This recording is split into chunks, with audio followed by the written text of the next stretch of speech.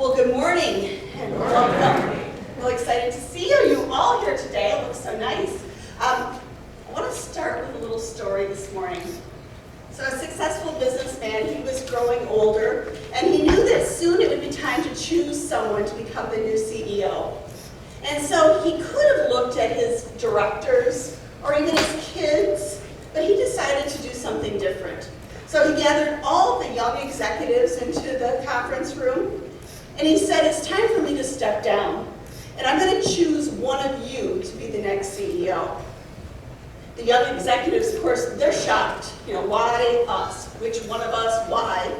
He says, here's what I'm going to do. I'm going to give each and every one of you a special seed.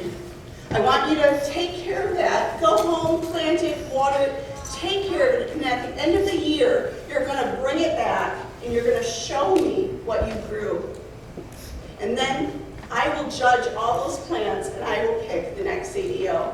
So Jim, like all the others, he receives the seed, and he goes home, and he excitedly tells his wife all about it, and she helps him get a pot, she helps him get some soil and some fertilizer, and they plant it, and they start to water it, and they wait. And they wait. And after about 3 weeks, he goes into work, and some of the other executives, they're talking about their seedlings, their plants, and they are so excited. They're sharing with everything, and Jim, still nothing. 3 weeks go by, 4 weeks go by, 5 weeks, still nothing. And now these people are talking about how their plants are growing, and Jim feels like a failure. 6 months go by, and still nothing. He knew he must have just killed his seed. He either overwatered it, or underwatered it, or over-fertilized it, or under-fertilized it. So the end of the year comes, and the CEO, he asks all the young executives to bring their plants in to work the next day for an inspection. So Jim goes home, and he says to his wife, there's no way, there is absolutely no way I can bring this pot into work. I just might get fired, and I would die of embarrassment. And Jim's wife is like, no, you need to do and bring what you were planted. You need to do the right thing. So Jim arrives with this pot of dirt. And he walks into the conference room, and there's all these amazing plants. There's trees and flowers and bushes. And Jim takes his pot, and he goes and he hides in the corner in the back. And the CEO comes in, and he's like, wow, what great plants that you've grown. They're amazing. Look at all these plants. And then he spots Jim hiding in the corner, holding a pot of dirt. And he invites Jim up to the front. And Jim is terrified. He is scared to death. He is sure that he is going to get fired. The CEO knows that he is a complete failure. So Jim gets to the front, and the CEO asks him to tell his story. And he tells the story. I planted the seed. I watered the seed. I took care of it. And nothing happened. And the CEO looks at everyone. He tells them all to sit down, except for Jim to stay right here. And he says to them, behold, your new CEO, Jim. Jim couldn't believe it. How is he going to grow a company? He can't even grow a seed. And then the CEO says, 1 year ago today, I gave everyone in the room a seed. I told you to take it home and to plant it, to water it, and bring it back to me today. But what you don't know is that I gave you all boiled seeds. They were all dead. It was not possible for them to grow. All of you except Jim brought me trees and plants and flowers. When you found out your seed wouldn't grow, you just substituted it for something else.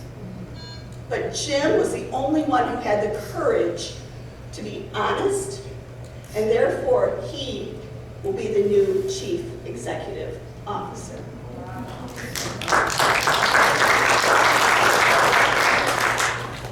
When no one's looking, Who are you when no one's looking? Who am I when no one's looking? In a 1980s Sports Illustrated issue, a well-known athlete said these words: "Fame is vapor. Popularity is an accident. Money takes wings. The only thing that endures is character." The athlete who spoke those words was O.J. Simpson. Who are you when no one's looking? See, today we're going to dig into a familiar story in the Old Testament. If you've read your Bible at all, or if you've gone to Sunday school sometime in your lifetime, you kind of probably know this character. We're going to take a look at a young man whose character was developed, integrity was developed because of the trials that he faced. But first we have to dig back a couple of chapters to see the young man before he faces the trials that would develop him into the man that would one day save a nation.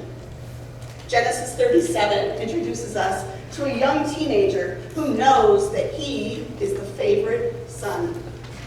He took care of his sheep for his brothers, but then he would go home and tattle to his parents about everything that his brothers had done when they were supposed to be tending to the sheep. He knew exactly how to suck up to Dad. And you've seen that kid, right? I've had a few of those kids in ministry with me before. There's an old TV show, some of you may remember it. There's an old TV show from the 50s and 60s, and if you don't remember it from then, you may have seen it in reruns. But there was a character. His name was Eddie Haskell. All of you knew who I was going to say, right? The best suck-up in the entire world. Now, I did not look it up to see if Leave It to Beaver is on Netflix, but those of you who have no idea what I'm talking about, either YouTube it or look it up on Netflix. You will definitely see who Eddie Haskell is. So Joseph is Dad's favorite. And like most teenagers, he knows how to spin it. You know, he's got this flashy coat that Dad gave only him and none of the other brothers. He knows how to spin things, but most of all, he knows how to get Dad's attention. So one night, God gives Joseph a dream, a vision into the future. And Joseph makes the mistake of sharing this vision, this dream, with his brothers. So guys, he says, you know, you're all, in my dream, you're all bundles of grain, and I'm this really cool bundle of grain, and you all bow down to me. Now, he was really trying to do something to fix this problem between him and his brothers, spread the brotherly love all over the place. And so the dreams continue. Soon it's the sun and the moon and the stars bowing down. And now, his brothers are just sick of this arrogant little brother.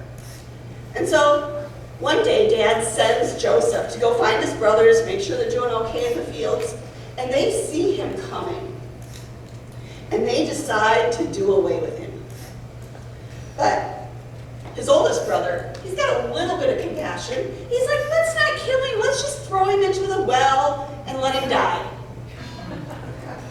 Well, the passage tells us, though, he actually had a little heart for his brother because he was going to wait and go back, pull his brother out of the well, and take him back to Dad.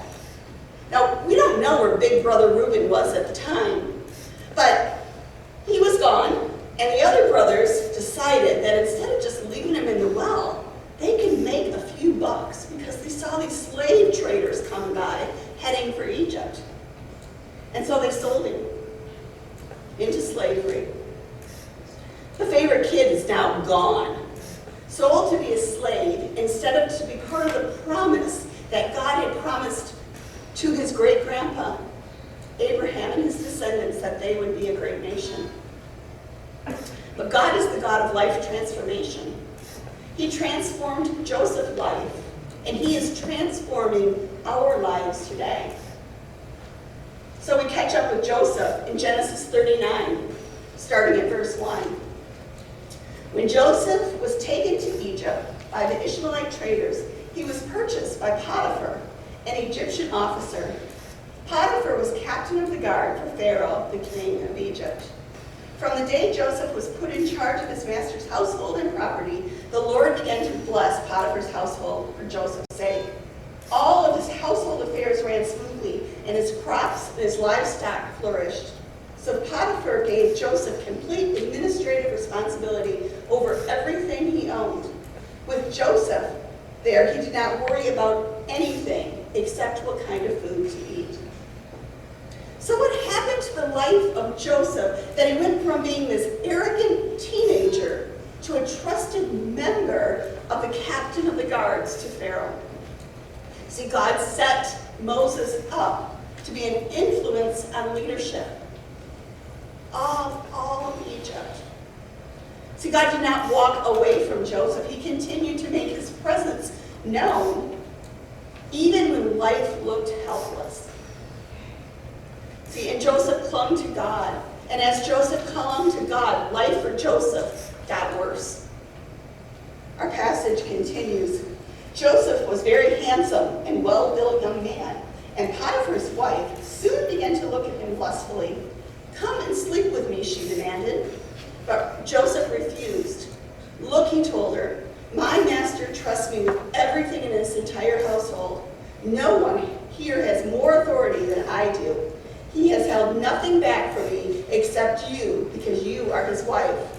How could I do such a wicked thing? It would be a great sin against God." See, God was at work in Joseph's life, shaping him, growing his character, growing integrity in him. It continues. She put her pressure on Joseph day after day, but he refused to sleep with her, and he kept out of her way as much as possible. One day, however, no one else was around when he went in to do his work. She came and grabbed him by his cloak, demanding, "Come on, sleep with me." Joseph tore himself away, but he left his cloak in her hand as he ran from the house. When she saw that she was holding his cloak and he had fled, she called out to the servants. Soon the men came running. "Look," she said, "my husband has brought this Hebrew slave here to make fools of us. He came into my room to rape me, and I screamed. When he heard my scream, he ran out and got away, but he left his cloak behind with me." She kept the cloak with her until her husband came home. Then she told him her story.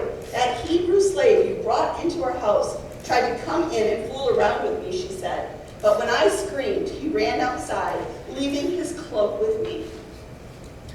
In trying to be a person of integrity, to respect the expectations of God, and to do the right thing, Joseph's reputation was destroyed with lies. Here he was, the teenager that was so arrogant that he was actually sold into slavery. Now he's a grown man of honor who will not disrespect the will of God. He's totally dependent now on the God of his father and his grandfather and his great-grandfather. He is alone in a foreign country. All he has is his God. God is forming character, forming a man of integrity when no one was looking.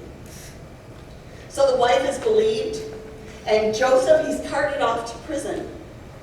Life as he knows it is over. This is now his destiny. He will spend the rest of his life rotting in Pharaoh's prison. But God still sees him, and God still has a plan for him. And Joseph's integrity is revealed even in the walls of the prison. Continuing with our passage, before long, the warden put Joseph in charge of all of the other prisoners and over everything that happened in the prison. The warden had no worries because Joseph took care of everything. The Lord was with him and caused everything he did to succeed. Through every circumstance, Joseph continued to be the same person. The same person when people were looking, and the same person when no one was looking. So much more happens to Joseph. You know, he meets a couple of Pharaoh's guys, he interprets some dreams, he translates some stuff for the Pharaoh, he gets out of prison, and then he becomes second in command of all of Egypt.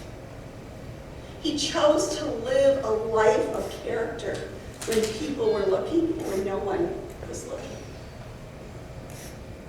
Who are you? was looking. Who am I? Let's jump ahead thousands of years to a man named Paul. He was known then as Saul, a man who committed his life to destroying those who followed Jesus, until one day Jesus meets him on the road and changes his life. It's like, Saul, I have a plan for your life, a plan to preach to the world, to start churches that will lead millions of people through the generations to me. And from that day forward, Paul became a man of his word, a man that Jesus had transformed. Paul spent his ministry preaching the gospel and starting churches all over the then known world, to both Jews and to Gentiles.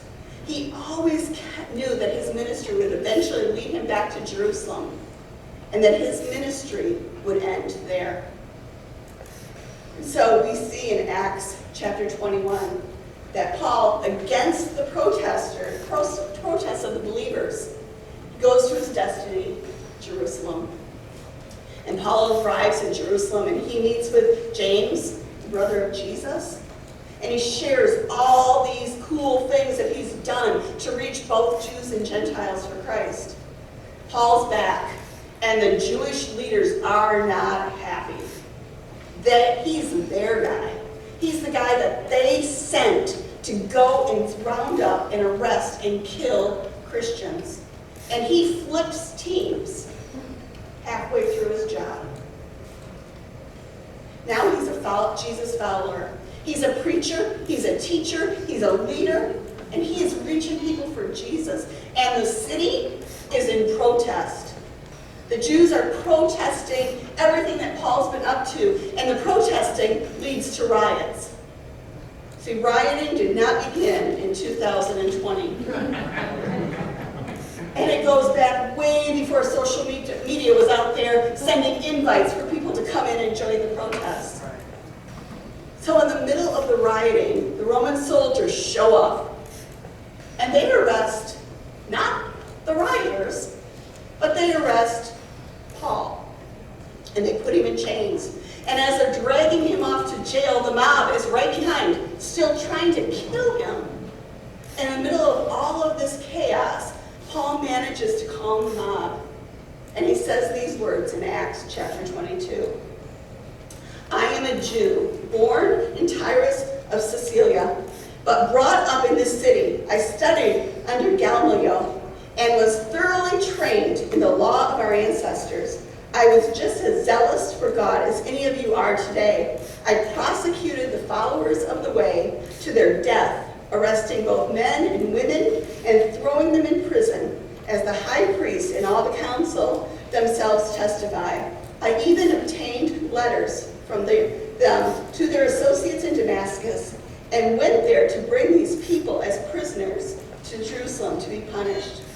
About noon, as I came near Damascus, suddenly a bright light from heaven flashed around me.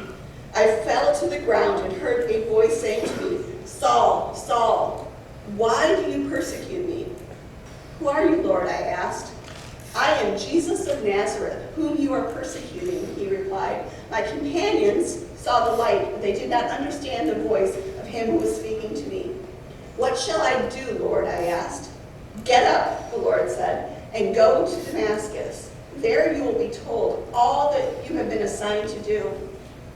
My companions led me by the hand into Damascus, because the brilliance of the light had blinded me. A man named Ananias came to see me. He was a devout observer of the law and highly respected by the Jews living there. He stood beside me and he said, Brother Saul, receive your sight. And at that moment, I was able to see him. Then he said, the God of our ancestors has chosen you to know his will, and to see the righteous one, and to hear words from his mouth. You will be his witness to all people of what you have seen and heard. And so Paul went, and he preached, always knowing that eventually he would have to go back to Jerusalem, the place that he had set out from to persecute and arrest Christian followers. And so Paul, he's arrested, And he's brought before the high priest, and again he declares his hope in the resurrection of Jesus. And there's causes this huge fight in the council. It's really actually fun to read. If you like church politics, read this one. Acts chapter 23. Go read it and see how they fight. And now Paul has been in prison for about 5 days. And he's going to have his charges read before him by the governor. And Paul is allowed to speak. And in Acts 24, starting at verse 14, he says this: "But I admit that I follow the way, which they call a cult. I worship the God of our ancestors, and I firmly believe the Jewish law and everything written by the prophets. I have the same hope in God that these men have, that he will raise both the righteous and the unrighteous. Because of this, I always try to maintain a clear conscience before God and all people." Paul is a man who not only walks the walk and talks the talk.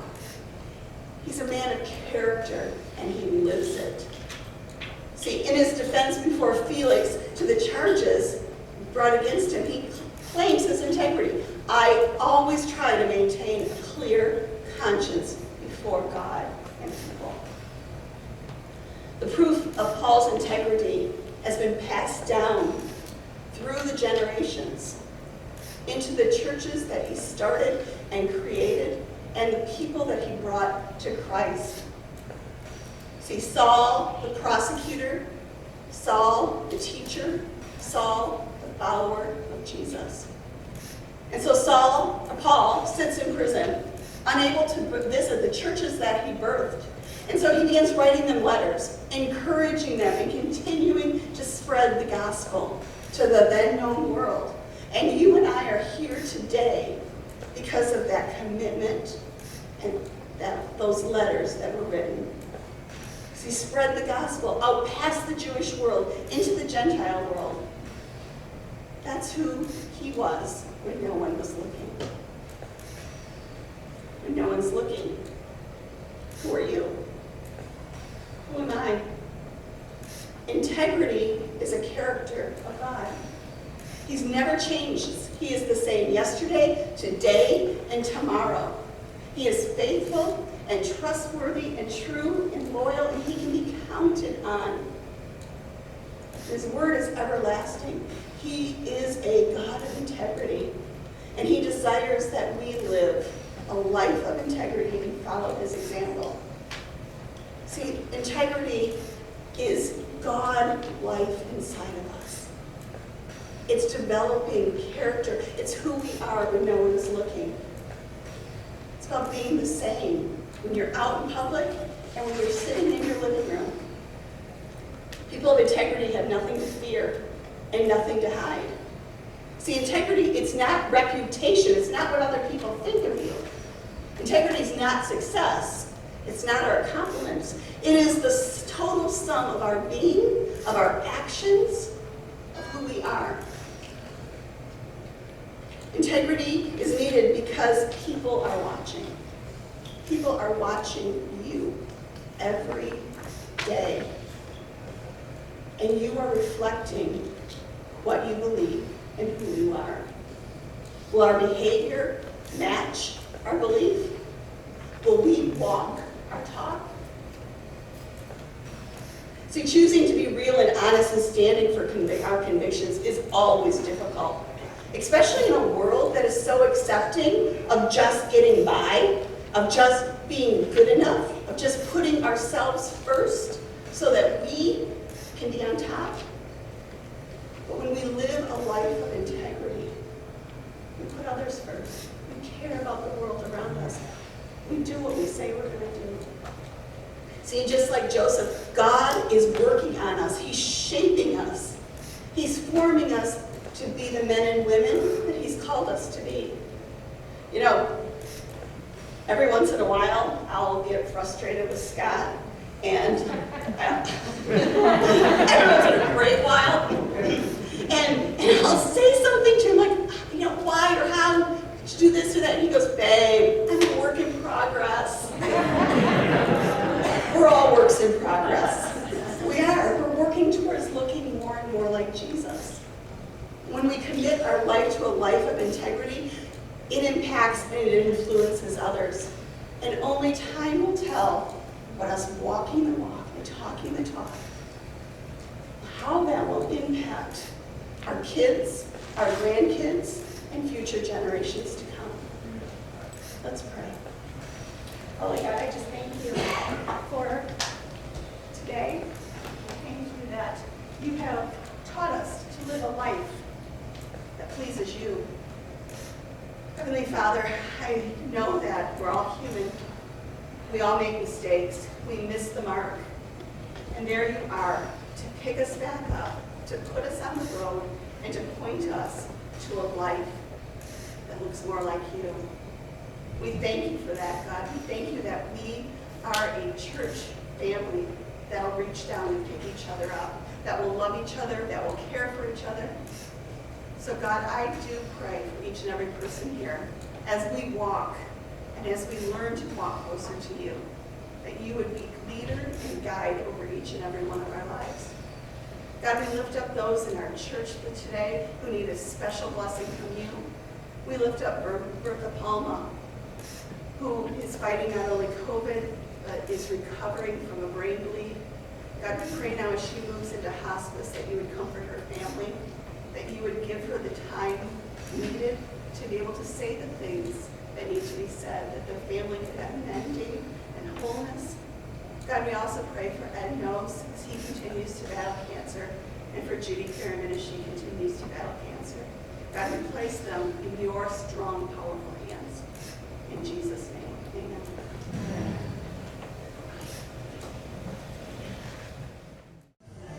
Hey, it's Charlie. We're here at Orangewood Community Church. Today is Sunday. We had a beautiful day, beautiful service. Today's service was about integrity.